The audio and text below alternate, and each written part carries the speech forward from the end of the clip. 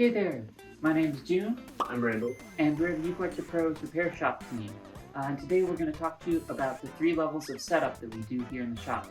For the basic setup, we adjust the action at the saddle and the action at the nut. This makes the instrument a lot more playable.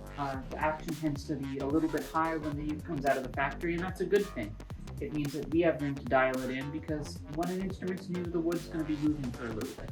And then what June has is the intermediate setup, which includes everything in the basic, and then also polishes up the fretboards, takes away fret spurs.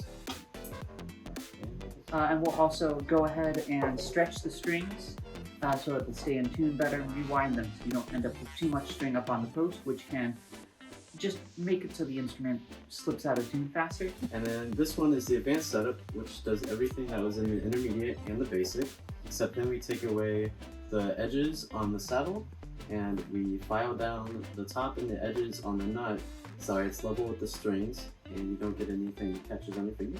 It makes it a lot more comfortable when you're playing near the nut. Your hand can just kind of slide over it, there's no sharp edges, and particularly if you're playing a chord like a G7 where your hand sort of has to stretch over the top of the nut, it makes a big difference. And then we also intonate the saddle to make sure over the 12th fret that they're in tune with the strings.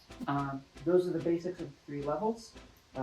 If you have any questions about the setups, we're always here to help. If you have anything that's individual to the way that you like to play, we can always adapt to that. Just let us know. Drop us a line here at store.ukelikethepros.com. Thank you. Happy storming.